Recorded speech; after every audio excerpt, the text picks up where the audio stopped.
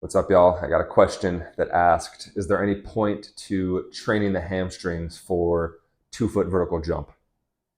And short answer is yes, and we'll talk about that. However, I will concede that you can probably be a good jumper without particularly strong hamstrings and maybe without ever doing strength training that's dedicated to the hamstrings. Okay, I definitely think that's possible because the hamstrings are not a prime mover for jumping.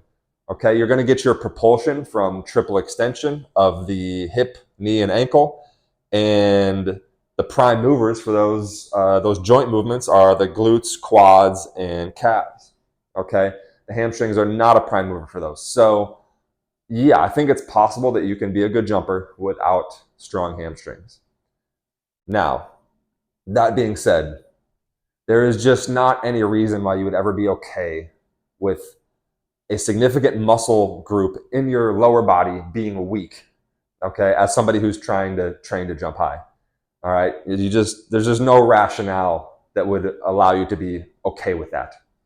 All right, so let's talk about why you should train your hamstrings. First of all, injury risk reduction. Okay, you can absolutely hurt your hamstrings even if 2-foot jumping is like the only thing you're doing. Okay, if your hamstrings are tight and weak, you could totally hurt them just on an aggressive jump approach or even on a hard deceleration. Okay, that's a way that people have injured their hamstrings quite badly. All right, so if nothing else, like just reduce that risk by making the hamstrings long and strong. Okay, simple rationale. Then let's talk about potential performance enhancement. Okay, so we're looking at some muscles here, and what I have up here now are some key one joint or uni-articulate muscles. Okay, so you got the glutes, hip extensors, you have 3 of your 4 quads, okay, which are just knee extensors. You have the soleus down here, which is your ankle extensor. And then we do have a small portion of the hamstrings, the short head of the biceps femoris, which is uni-articulate and is just a knee flexor. Okay?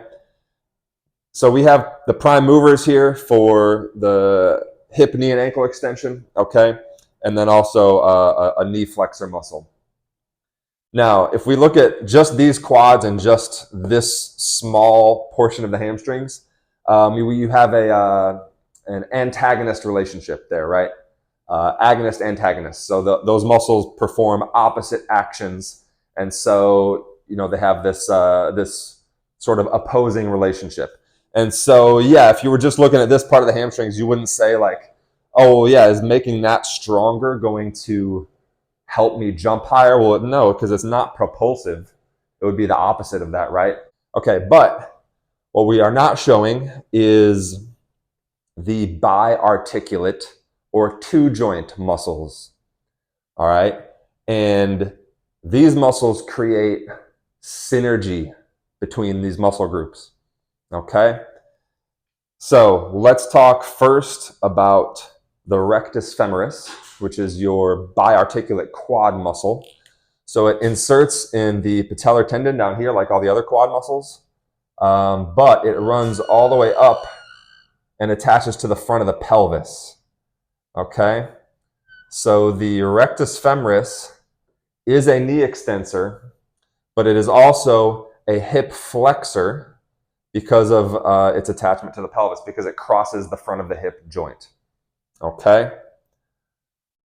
and we could also say that it's not just a hip flexor, but it also has potential to transmit forces from the pelvis down all the way to the tibia.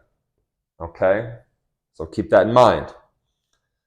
Then we have the bulk of the hamstring muscles. So you got 3 different muscles, and they all attach on the back of the pelvis here, and then they run all the way down and attach to the back of the tibia. So they cross the hip joint and the knee joint, and yeah, it's a substantial amount of muscle in the hamstring group. Okay, so The hamstrings are knee flexors and hip extensors. So these biarticulate muscles create a synergistic loop here rather than just an agonist-antagonist relationship with the quads and hamstrings. Okay, so let me explain.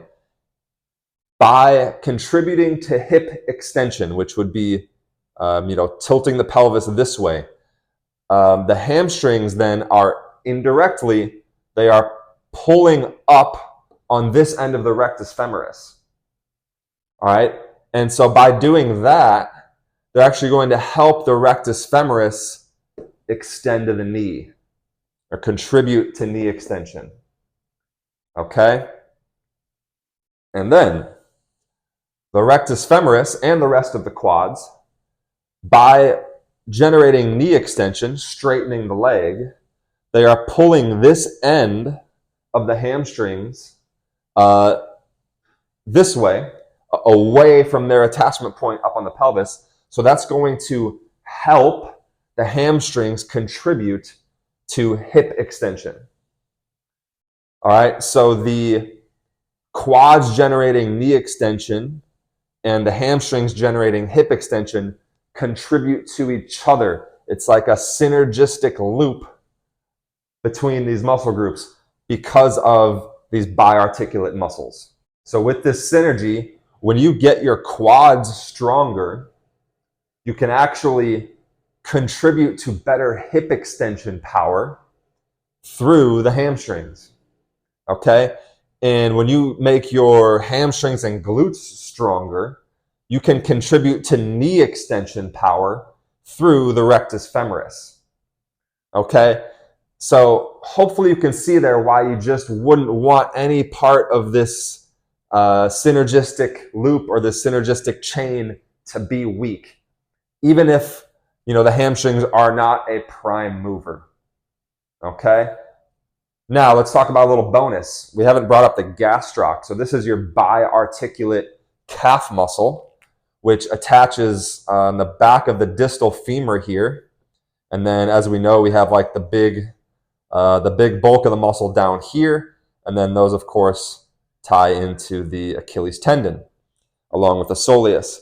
Okay, so because the gastroc crosses the back of the knee, that means that knee extension is pulling this end of the gastroc away from its insertion into the Achilles, which means knee extension can help the gastroc contribute to ankle extension. Okay? And so that means that the quads can indirectly contribute to ankle extension.